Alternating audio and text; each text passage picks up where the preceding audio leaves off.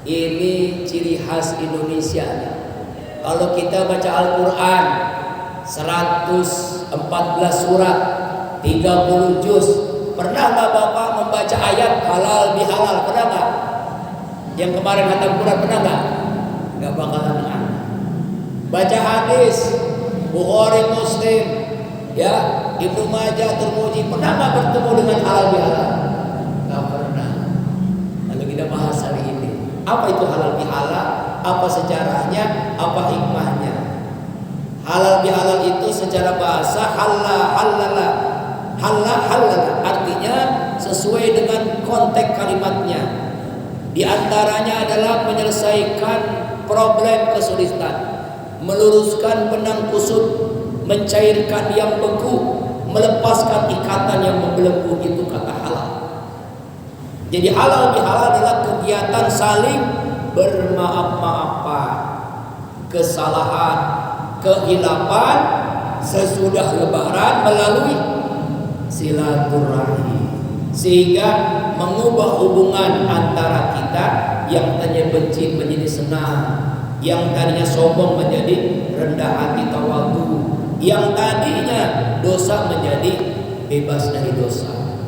Hukum dari seluruh hukum kata halal bihalal adalah perbuatan yang diperbolehkan, haram perbuatan yang dilarang, halal yang diperbolehkan, makanya halal.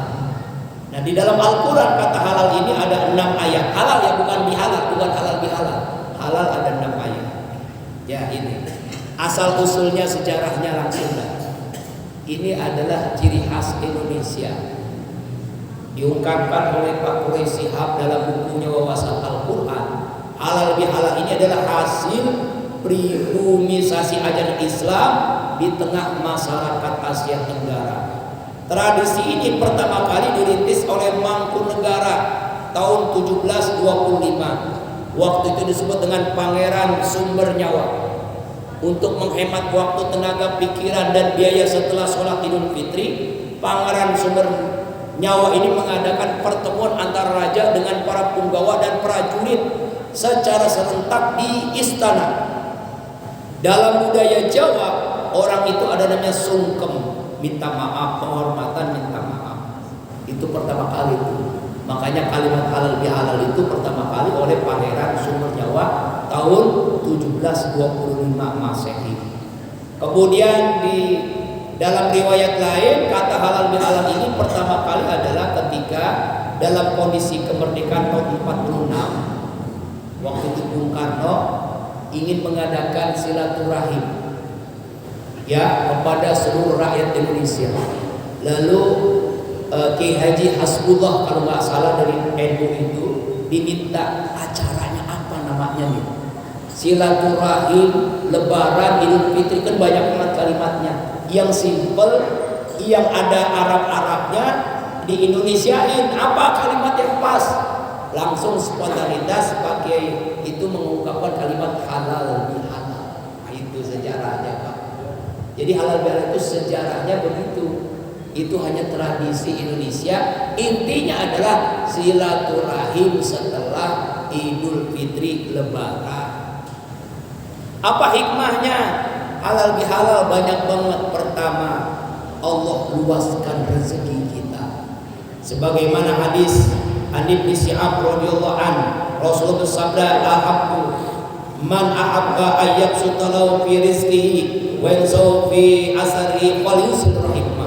Siapa orang yang ingin dilapangkan, diluaskan rezekinya, siapa ingin dipanjangkan umurnya, maka ia melakukan halal bihalal.